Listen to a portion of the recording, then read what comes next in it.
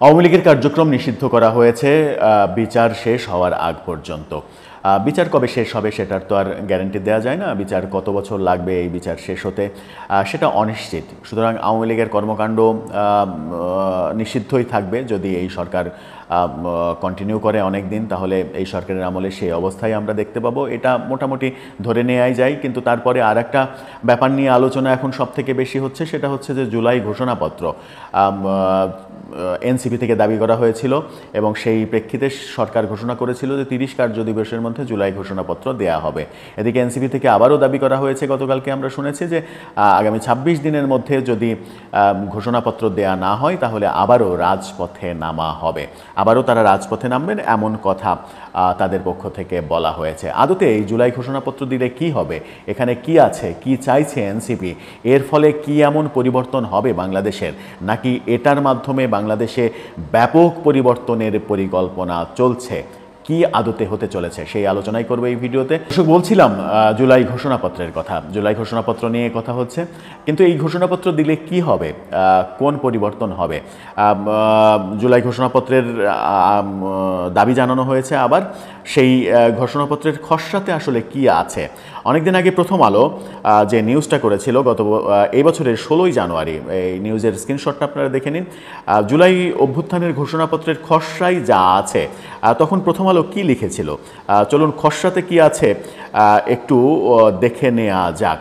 সেই খসড়াতে যেটা রয়েছে সেটা হচ্ছে যে এই ভূখণ্ডের মানুষের স্বাধীনতা অর্জনের জন্য যুগের পর যুগ সংগ্রামের প্রসঙ্গ তুলে ধরা হয়।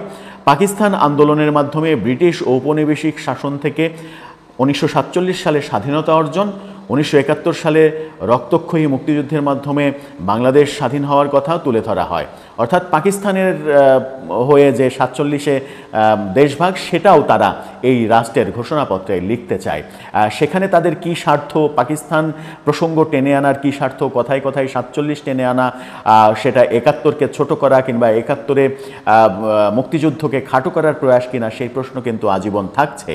এরপরের বিভিন্ন প্রেক্ষাপট তুলে কিভাবে ছাত্র জনতার উত্তাল গণবিক্ষোভ গণ অভ্যুত্থানে রূপ নেয় এবং প্রধানমন্ত্রীর পদ থেকে শেখ হাসিনা পদত্যাগ করে ভারতে পালিয়ে যান, সেই প্রসঙ্গও রয়েছে জুলাই ঘোষণাপত্রের খসড়ায়। খসড়ায় বলা হয়, আমরা ছাত্র জনতা সেই অভিপ্রায় বলে আত্মমর্যাদা, সাম্য ও সামাজিক ন্যায় বিচারের যে আদর্শে মুক্তিযুদ্ধ পরিচালিত হয়েছে, সেই আদর্শ বাস্তবায়নের জন্য সার্বভৌম জনগোষ্ঠী হিসেবে নিজেদের সংগঠিত করিলাম। আমরা প্রহসনের নির্বাচনের মাধ্যমে গঠিত সংসদ ভেঙে দেওয়ার আহ্বান জানাচ্ছি এবং ছাত্র জনতার পক্ষ থেকে রাষ্ট্রের নিরাপত্তা, স্থিতিশীলতা ও অখণ্ডতা রক্ষার্থে ডক্টর মোহাম্মদ ইউনূসের নেতৃত্বে একটি অন্তর্বর্তীকালীন সরকার গঠনের আহ্বান জানালাম।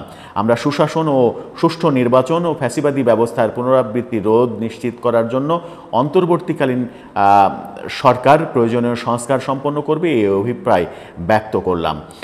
এখানে আরও বলা হয়েছে, আমরা ফ্যাসিবাদ ও স্বৈরাচারকে লালন করার দলিল 1972 সালের সংবিধান, অর্থাৎ 1972 সালে সংবিধান হচ্ছে ফ্যাসিবাদ এবং স্বৈর শাসককে নাকি লালন করে। 1972 সালের সংবিধান সংশোধন বা প্রয়োজনে বাতিল করার অভিপ্রায় ব্যক্ত করিলাম। সংবিধান বাতিল করতেও চায় তারা। আমরা জুলাই গণ অভ্যুত্থানকালে ফ্যাসিস্ট আওয়ামী লীগ সরকার কর্তৃক সংগঠিত গণহত্যা ও মানবতাবিরোধী অপরাধ ও রাষ্ট্রীয় সম্পত্তি লুটপাটের অপরাধগুলোর উপযুক্ত বিচার করা হবে, এই অভিপ্রায় ব্যক্ত করিলাম। এতে আরও বলা হয়, আমরা এই ঘোষণা প্রদান করলাম যে 72 এবং 1-11 কালে রাজনৈতিক বন্দোবস্তের পরিবর্তন ঘটানোর জন্য আমাদের একটি নতুন জনতন্ত্র রিপাবলিক প্রয়োজন। অর্থাৎ 1972 সালের সংবিধান বাদ দিয়ে নতুন জনতন্ত্র তৈরি করতে চাই, অর্থাৎ বাংলাদেশের নাম পরিবর্তনের আভাস রয়েছে এখানে, যা রাষ্ট্রের সকল ধরনের নিপীড়ন, শোষণ, বৈষম্যের অবসান ঘটাবে এবং এদেশের তরুণ সমাজের প্রত্যাশাকে ধারণ করতে পারবে। আমরা এই অভিপ্রায় ব্যক্ত করিলাম যে এই ঘোষণাপত্রকে উপযুক্ত রাষ্ট্রীয় ও সাংবিধানিক স্বীকৃতি প্রদান করা হবে। ঘোষণাপত্রের খসড়ায় প্রথম আলো যেটা বলেছে, এর বাইরেও যেটা শোনা যাচ্ছে সেটা হচ্ছে যে ঘোষণাপত্রে মূলত সংবিধান বাতিল করে দেয়া, 72-এর সংবিধান বাতিল করে দেয়া এবং একটা বিপ্লবী সরকার গঠন করা, বিপ্লবী সরকারের আন্ডারে নতুন করে আবার পথ চলা শুরু, সেই কার্যক্রমের দিকেই এগোতে চাইছেন তারা। আর বিপ্লবী সরকার গঠন করলে যেটা করতে হবে সেটা হচ্ছে যে রাষ্ট্রপতি শাহাবুদ্দিন চুপ্পুকে সরিয়ে দিতে হবে। সরিয়ে দিয়ে কে রাষ্ট্রপতি হবেন? প্রফেসর ইউনূস রাষ্ট্রপতি হয়ে রাষ্ট্রপতি শাসিত সরকার হবে? উপদেষ্টা পরিষদ ভেঙে দেওয়া হবে, নাকি প্রধান উপদেষ্টা নতুন আরেকজনকে করা হবে? প্রফেসর ইউনূস রাষ্ট্রপতি হবেন এবং সেই প্রোক্লেমেশন অফ জুলাই রেভুলেশন এই ঘোষণাপত্রে এই কথাটা উল্লেখ থাকবে যে জুলাই আগস্ট যে আন্দোলন অভ্যুত্থান, সেখানে যত ধরনের কর্মকাণ্ড হয়েছে সেই কর্মকাণ্ডের দায় মুক্তির ব্যাপারটাও থাকবে। অর্থাৎ এই কারণ এই আন্দোলন সংগ্রাম, বিভিন্ন হত্যাযজ্ঞ যেগুলো হয়েছে সেগুলোকে কেন্দ্র করে পরবর্তীতে কোনো সরকার যেন তাদেরকে কাঠগড়ায় দাঁড় করাতে না পারে, বিচারের মুখোমুখি করতে না পারে, সেই কারণে দায় মুক্তিরও একটা ব্যাপার রয়েছে, যে ব্যাপারে তারা সবসময় শঙ্কিত এবং আশঙ্কা প্রকাশ করে আসছেন বিভিন্ন সময়ে। গত বছরের 31শে ডিসেম্বর ঘোষণা দেওয়ার কথা ছিল এই ঘোষণাপত্র, কিন্তু পরে তা পরিবর্তন করা হয়। এনসিপি থেকে এখন আবার হুঁশিয়ারি দেওয়া হচ্ছে। সেই হুঁশিয়ারি যখন দেয়া হচ্ছে তখন তারা বলছে যে আবারও মাঠে নামবে তারা, কিন্তু মাঠে নামার বাস্তবতা কি আছে এনসিপির আদৌ? আওয়ামী লীগ নিষিদ্ধ করার আন্দোলনে যে মাঠে নামলো তারা, সেখানে তারা ইসলামী দলগুলোর সহযোগিতা পেয়েছিল, কিন্তু গত 10ই মে আমরা তাদের বিজয়ের সময় দেখলাম যে তারা যখন জাতীয় সঙ্গীত গাইছিল তখন জাতীয় সঙ্গীতের অবমাননা করলো একদল এবং লেবাসধারী একদল, সেটা নিয়ে দেশব্যাপী বিক্ষোভ হলো। তারপরে তাদের বিরোধী একটা অবস্থান দেখা গেল উপদেষ্টা মাহফুজ আলম, এবং তার পরবর্তীতে এনসিপিও বিবৃতি দিতে বাধ্য হলো যে এই কর্মকাণ্ডের সঙ্গে আমরা জড়িত না, এটা যারা করেছে তাদের ব্যাপার। সুতরাং আগামীতে কোনো আন্দোলনে এই দলগুলোকে, যারা আওয়ামী লীগের নিষিদ্ধের দাবিতে শাহবাগে জড়ো হয়েছিল, যারা মূলত জনবল সাপ্লাই দিয়েছিল, তারা এনসিপির সঙ্গে পুনরায় আন্দোলনে যোগদান করবে কিনা সেটা ব্যাপারে যথেষ্ট সন্দেহ রয়েছে। আর তারা যদি যোগদান না করে তাহলে এনসিপির আন্দোলনে যে লোকজন এখন হচ্ছে না, মানুষের যে আগ্রহ নেই, সেটা স্পষ্ট হয়েছে।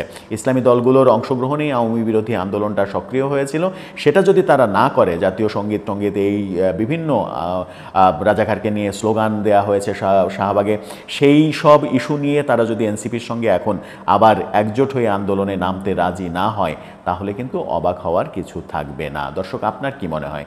সব মিলিয়ে জুলাই ঘোষণাপত্রের মাধ্যমে কি হতে চলেছে? রাষ্ট্রের বড় ধরনের কোনো পরিবর্তন হতে চলেছে, যেটা সরকার ঘোষণা দিয়েছে যে 30 কার্য দিবসের মধ্যে তারা সেটা ডিক্লেয়ার করবে। সেদিনই কি ডিক্লেয়ার হবে যে এই সরকার বিপ্লবী সরকারে রূপান্তরিত হলো এবং রাষ্ট্রপতি সহ রাষ্ট্রের অন্যান্য যে কলকবজা রয়েছে সেই কলকবজা সবগুলো বিকল করে দিয়ে একটা নতুন শাসন জারি করা, যে শাসনে নতুনভাবে চলবে, নতুন সংবিধানে সব কিছু চলবে, সেদিকেই কি এগোচ্ছে দেশ? আপনার মতামত জানিয়ে লিখতে পারেন আমাদের কমেন্ট।